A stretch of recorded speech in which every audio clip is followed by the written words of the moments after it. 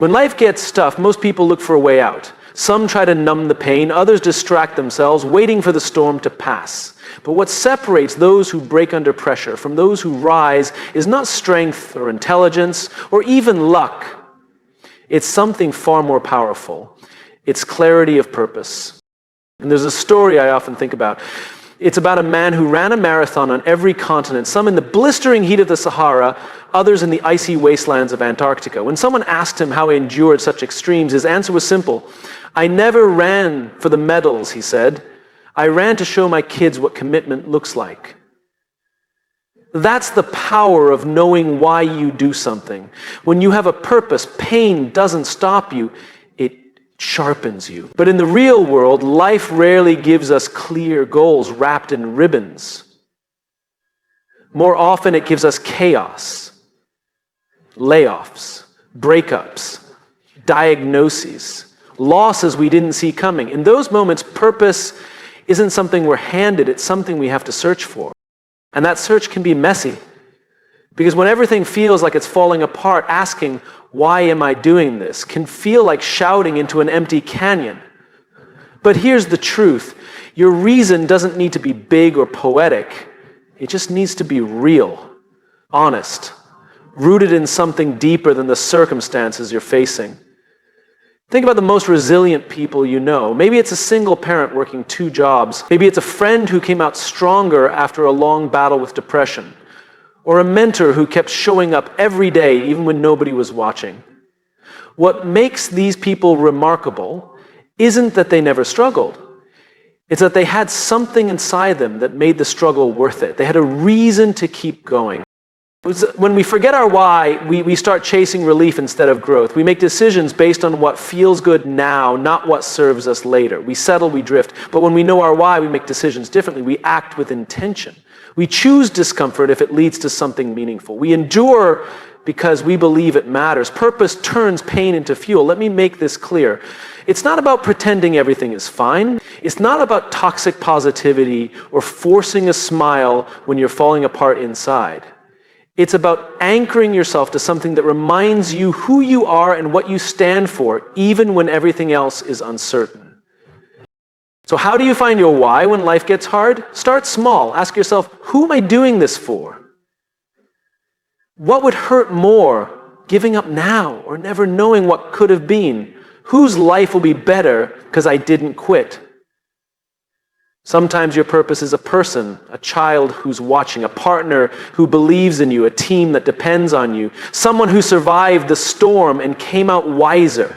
Sometimes it's a simple idea that maybe, just maybe, your pain can be used to help someone else someday. Purpose isn't always lightning in the sky. Sometimes it's a whisper in the dark. You don't always find it, you remember it.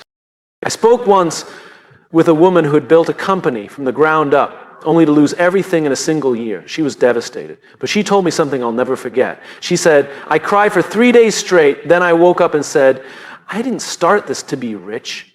I started this to prove that people like me could lead, and that hasn't changed." That's what purpose sounds like. It's quiet, but unshakable. When life gets tough, the question isn't, how do I escape this? It's, why must I endure this? And if the answer is true, if it's aligned with something deep in your soul, it becomes a lighthouse. You can be scared, you can be angry, you can be exhausted, but as long as you can see the light, you won't lose your way. We live in a culture obsessed with outcomes, promotions, metrics, applause, but outcomes don't keep you going when life hits you in the gut. Only purpose does. And sometimes, when you can't find your why, you have to borrow someone else's. Serve someone else, lift someone else, because purpose isn't always found in the mirror, it's often found in connection. I'll leave you with this. Life isn't about avoiding the storm, it's about becoming the kind of person who can walk through it with integrity. The kind of person who doesn't let the storm define them. And that starts by asking the one question that changes everything. Why am I here? Why does this matter? Why will I keep going even when it hurts? Because once you have your why, the how takes care of itself. The strength shows up, the clarity returns, the positive, the real kind, not the fake smile, becomes possible. And that's when resilience is born, not in the absence of hardship, but in the presence of hardship, but in the presence of purpose. Most of us were raised to see struggle as a problem. If something is hard, we assume we're doing it wrong. If life hurts, we think we've failed. We treat discomfort like a red light, a signal to stop, turn around and retreat to safety. But what if struggle wasn't a stop sign at all? What if it was a signal, a message, a form of feedback that invites us not to quit, but to listen? The most remarkable people I've met didn't get to where they are by avoiding struggle. In fact, the struggle was often the very thing that shaped them. It woke them up. It revealed something essential, something that might never have discovered if everything had gone according to plan. But we're conditioned to run from discomfort. We flinch at resistance. We chase ease and confuse comfort with happiness. The truth is, comfort zones feel good for a while, but nothing grows there. Growth, by its very nature, requires resistance. That's how muscles are built. That's how character is built, too. There's a story I once heard about how butterflies develop. Inside the cocoon, the caterpillar literally dissolves into goo. It becomes unrecognizable before it reforms. If you were to cut open that cocoon early, trying to save the butterfly from the struggle of emerging, it wouldn't survive. The struggle is what makes its wings strong enough to fly. Nature doesn't avoid pain, it uses it. And yet, in our lives, the moment something gets difficult, we question everything. We question our path. We question our worth. We wonder if we're in the wrong place, doing the wrong thing, living the wrong life. But what if we paused and asked a different question? What is this struggle trying to teach me? Every challenge carries a message. Sometimes it's telling you that you need to slow down. Sometimes it's showing you that you've outgrown your environment. Sometimes it's pointing to an old belief that no longer serves you. And sometimes it's just reminding you that the path you're on is worth it. But not without cost. Struggle is not a verdict. It's not the universe punishing you. It's not a sign that you're broken. It's a process, a necessary tension that separates who you were from who you're becoming. Think of a time in your life when you went through something difficult, a breakup, a failure, a season of deep uncertainty. Now think about who you were on the other side of it. Chances are you were wiser, more grounded, maybe even more grateful.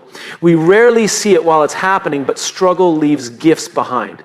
Perspective, resilience, empathy. Some of the most compassionate people I know are the ones who've been through the most. Why? Because struggle softens you, it humbles you, it creates room for understanding. It's hard to judge someone else when you've walked through your own fire. Of course, there's a danger in romanticizing pain. This isn't about glorifying suffering or pretending that hardship is always noble. Pain can be brutal. It can be unfair. Some struggles make no sense at all, and trying to explain them with shallow wisdom does more harm than good. But even then, even in the hardest seasons, struggle can open a door. Not to a simple answer, but to a deeper way of seeing. When people say things like this happened for a reason, I don't always agree, but I do believe this. You can find reason in what happens. You can make meaning from it. You can decide to let your pain shape you, not define you. That choice is everything. I once met a man who lost his job unexpectedly after 20 years of loyal service. He was devastated, angry, full of self-doubt. For months, he spiraled. But eventually, when he stopped asking, why me, and started asking, what now, something changed. He began to see the layoff not just as an ending, but as an opening. He went back to school, started a small business. Years later, he told me, losing that job broke me, but it also rebuilt me. It's not about pretending every struggle is a blessing. It's about choosing to let the struggle speak instead of silencing it. It's about asking, what can I learn from this, even if the answer takes time? When we treat struggle as a stop sign, we rob ourselves of growth. But when we treat it as a signal, we become curious. We lean in, we explore, we look for the insight hidden inside the discomfort. That's how progress happens, not in a straight line, but through a series of setbacks that eventually become steps forward. And here's the paradox. The moment you stop fighting the struggle and start listening to it, it begins to shift. Maybe not the circumstances, but your relationship to them. You begin to feel empowered, not defeated, because now you're not just enduring the hard times, you're engaging with them. You're asking them to shape you, sharpen you, show you something. Struggle is inevitable. But suffering, at least in part, is optional. Suffering comes when we resist the struggle, when we think we shouldn't be here, shouldn't feel this way, shouldn't have to go through this.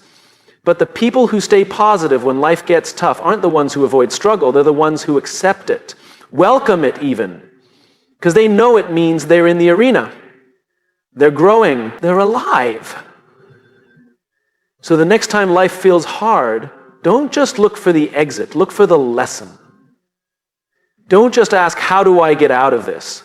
Ask, what is this trying to teach me? And remember, this isn't the end, it's a message, a turning point, a signal that you're in the middle of becoming someone stronger than you've ever been.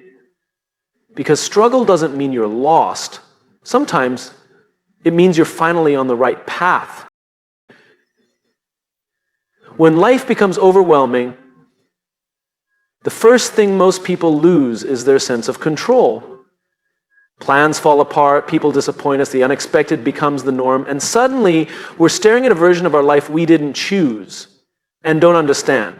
That feeling, that helplessness, is where negativity breeds. It's where fear, doubt, and hopelessness begin to take over. But here's the truth. Control is never about managing the chaos around you. It's about managing the calm within you. When everything feels uncertain, the most powerful move you can make is to shrink your focus to what is still yours, to what is still in your hands. You can't control what others say or do. You can't control what's already happened. You can't control the economy, the weather, or the fact that sometimes life is deeply unfair. But you can always control how you respond. You can control your actions, your mindset, your values, your effort, your integrity. And that is more than enough. There was a story of a young soldier who was captured during a war and spent several years in a prisoner of war camp. Everything had been taken from him. His freedom, his comfort, his connection to home. But one day in his journal, he wrote a single line that carried him through. They can't take who I decide to be. He knew that even in a cage, his choices were his. That's real control. Not power over circumstances, but power over self. Most of us don't face conditions that extreme. But we face our own forms of captivity, tight spaces we didn't choose, a diagnosis, a job we can't leave yet, a relationship that's changing faster than we can make sense of it. And it's in those moments that we start trying to control what we can't. We obsess, we micromanage, we panic. But it never works because our energy is aimed at the wrong target. The key to staying positive in hard times isn't to fix everything. It's to focus on the one thing that is always fixable, your next step. Your attitude, your effort, the tone of your voice, the way you treat people, the words you choose when you talk to yourself. That's where your power lives. It's easy to underestimate how impactful these small choices are, but they add up. Think of a thermostat in a cold room. You can't change the weather outside, but you can set the temperature inside. Every moment, you're either raising the temperature with intention or letting it drop by default. One of the most grounded people I know went through a financial collapse that nearly ruined him. When I asked how he handled the stress, he said, I made my bed every morning. I drank water. I went for walks. I read instead of scrolling. On paper, those things sound almost irrelevant in the face of real crisis. But they were everything because they reminded him he still had influence over something, that he wasn't powerless. And that sense of agency, no matter how small, was enough to keep him moving forward. The mistake most people make when life gets hard is they think control means control over everything. But clarity comes when you learn to separate what's in your hands from what's on your shoulders. Not everything that weighs on you belongs to you. Some things need to be released not because they don't matter, but because they're not yours to fix. And that's where resilience begins. Not in pretending things are fine, but in taking responsibility for the pieces that are yours and letting go of the ones that aren't. There's a kind of freedom in narrowing your focus. It doesn't mean you stop caring. It means you stop caring what was never yours to bear. You learn to ask better questions, not why is this happening to me, but what can I do with this right now? Not how do I fix the world, but what can I contribute with what I have today? In times of uncertainty, control doesn't look like mastery, it looks like showing up. It looks like choosing kindness when it would be easier to snap. It looks like getting out of bed when you don't feel like it. Like staying true to your values even when no one is watching. That's how momentum is built, through one small, intentional act at a time. We often wait to feel better before we act better, but sometimes it's the reverse. Sometimes action leads emotion. Sometimes making the right choice pulls your mindset back into alignment. I met a woman who had gone through a heartbreaking divorce. For months she felt paralyzed, stuck between anger and grief, but then she decided to focus on just one thing: cooking a healthy meal every evening. It wasn't about nutrition. It was about reclaiming a small part of her day as her own. And slowly that practice became a rhythm. The rhythm became confidence. And confidence became healing. She didn't change her life overnight. She changed her life by focusing on what she could control and building from there. That's the invitation hard times give us, to stop trying to control the ocean and start learning to sail. To anchor into what's true, what's present, what's possible, not someday, but now. So when everything around you feels unstable, ask yourself, what's one thing I can control right now? Start there, not because it will solve everything, but because it grounds you in reality. And reality, when faced with clarity and courage, is always more manageable than we fear. You don't need to have control over the whole road, just the next step. You don't need to change the whole world, just your corner of it. And when you do that, with intention, consistently, patiently, you discover something extraordinary. Peace. Not the kind that comes from everything going right, but the kind that comes from knowing you are acting with integrity even when things are going wrong. That is real power, and it's yours. When life gets hard, we tend to isolate. We pull back, we hide. We tell ourselves it's easier not to be a burden, easier to figure it out on our own. But isolation doesn't protect us, it drains us. We're not wired to go through life alone, especially not the difficult parts. And yet, when we're hurting, connection is often the first thing we let go of. The truth is, we don't need a crowd when things fall apart. We don't need noise or attention, we need presence. We need people, not just anyone, but the right people. People who don't try to fix you, but sit with you. People who remind you who you are when you've forgotten. People who don't judge you for struggling, but respect you more for being honest about it. We live in a world that praises independence. We admire people who can tough it out, who seem strong, unshaken. But strength is not the absence of vulnerability. Real strength is knowing when to say, I need help. Real strength is knowing the difference between being alone and feeling supported. There's a powerful moment that happens when you're with someone who sees the best in you even when you're at your worst. They don't need to give you advice or tell you it's all going to be okay. Their belief in you is enough, because sometimes when your voice is full of doubt, you need to borrow someone else's voice of confidence just to keep going. I remember talking to a man who'd gone through a long battle with cancer. He said the most healing moments didn't come from medicine or even milestones. They came from conversations. From the nurse who took 5 extra minutes to listen to his story. From the friend who showed up every Wednesday with no agenda, just presence. He said those people didn't carry the pain from me, but they made me feel like I didn't have to carry it alone. That's the power of a support system. It's not about solving problems, it's about making space.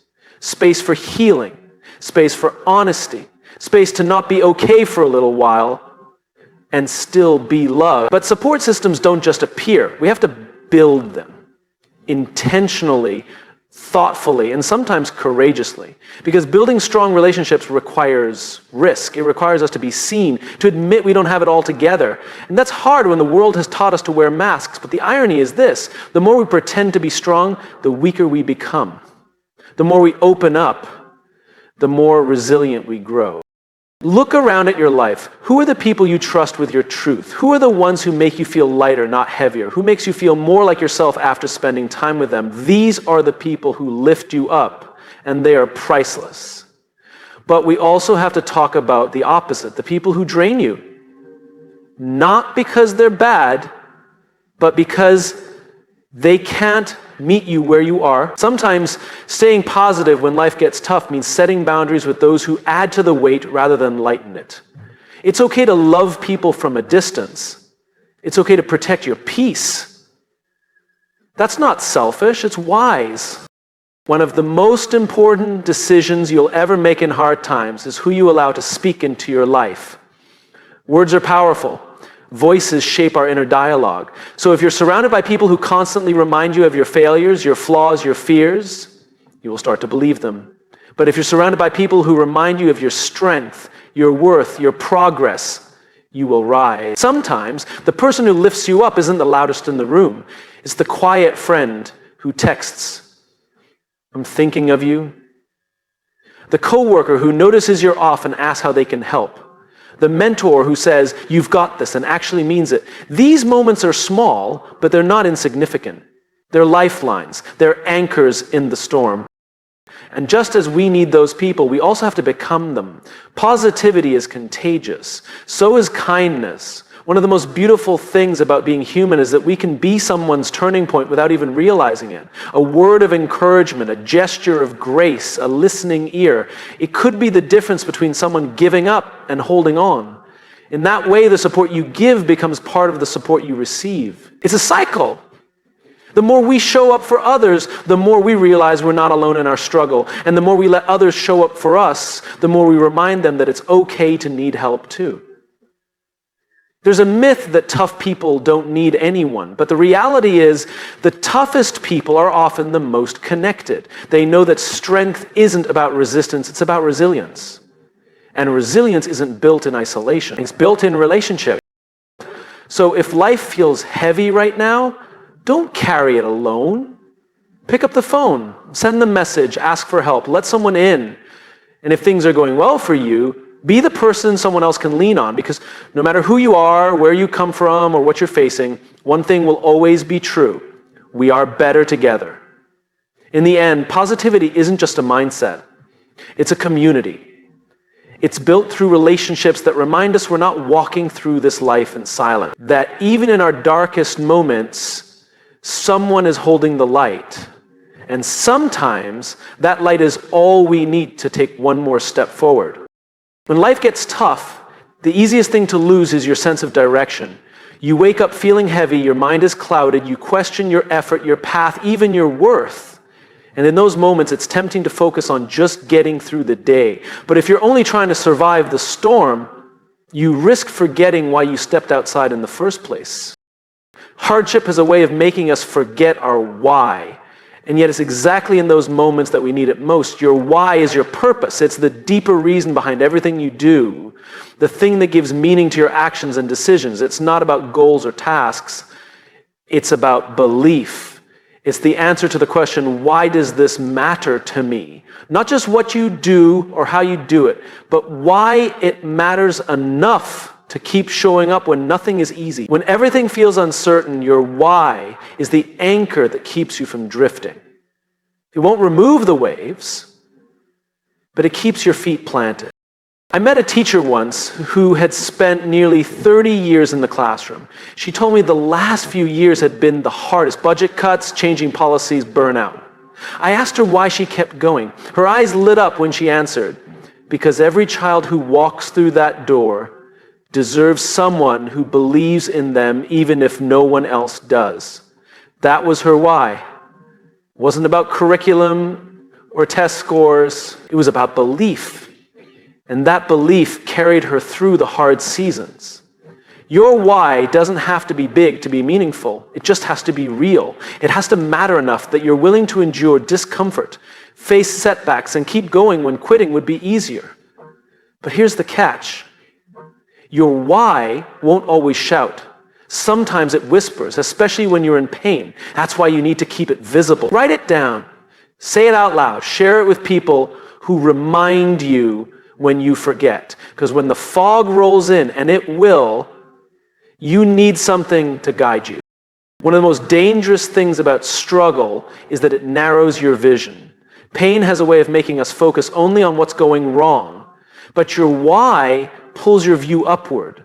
It reminds you that what you're going through is connected to something greater than just this moment. I once spoke with a father who was working 3 jobs to support his family. He was exhausted, worn thin, constantly questioning whether he could keep it up. But every night, before he went to bed, he looked at a photo of his kids. He said, "That's what gets me up in the morning. That's what keeps me going when I don't think I have anything left." His life wasn't easy, but it was grounded in something deeper. And that made all the difference. Your why is the fuel for resilience. Without it, you'll run on fumes. You'll burn out. You'll wonder why you ever started. But with it, even your hardest days become part of a larger picture. Even your pain has a place. And here's something most people don't realize. Your why isn't fixed. It can evolve. It can deepen. Sometimes struggle doesn't just test your purpose. It clarifies it. You go through something hard and suddenly you see with sharper eyes, you realize what really matters. You let go of the things that never did. Pain can be a great revealer of truth. It strips away the distractions and asks, what are you really here for? I remember hearing a story about a paramedic who had been in the field for years. After witnessing tragedy after tragedy, she began to wonder if she was making any difference at all. But one night, after saving a young man's life, his mother found her and simply said, "You gave me my son back." That one sentence reconnected her to her purpose. Not her job description, not her title, her purpose. When life is hard, your why doesn't take the pain away, but it gives the pain. And purpose is powerful. Purpose turns endurance into progress. It transforms obstacles into opportunities, not always in the moment, but over time. Purpose keeps you moving even when you're moving slowly, especially then. Sometimes you won't feel your why as clearly as other times. And that's okay. It's not about perfection. It's about direction. The key is to return to it over and over again, like a compass. Like a lighthouse in the distance when the waters get rough. If you don't know what your why is yet, don't panic. Start with your values. What do you stand for? What do you believe in? What would you be willing to struggle for, not because you enjoy the pain, but because the outcome matters that much? That's where your purpose lives. Your why might be your family. It might be a cause, a calling, a belief in creating something better, a commitment to who you want to become. It doesn't matter what it is, as long as it's yours. And as long as you carry it with you, so when life feels like too much, when the pressure builds and the doubts scream loud, you need a reason that's louder than your fear. You need something to come back to, something to hold on to, something to stand on. That something is your why. And when you lead with that, even in your weakness, even in your uncertainty, you'll find strength you didn't know you had. Not because the journey got easier, but because the journey finally made sense. That's how people stay positive when everything feels dark. They don't fake it. They don't pretend it's fine. They simply hold on to why they started, and they let that pull them forward one step at a time.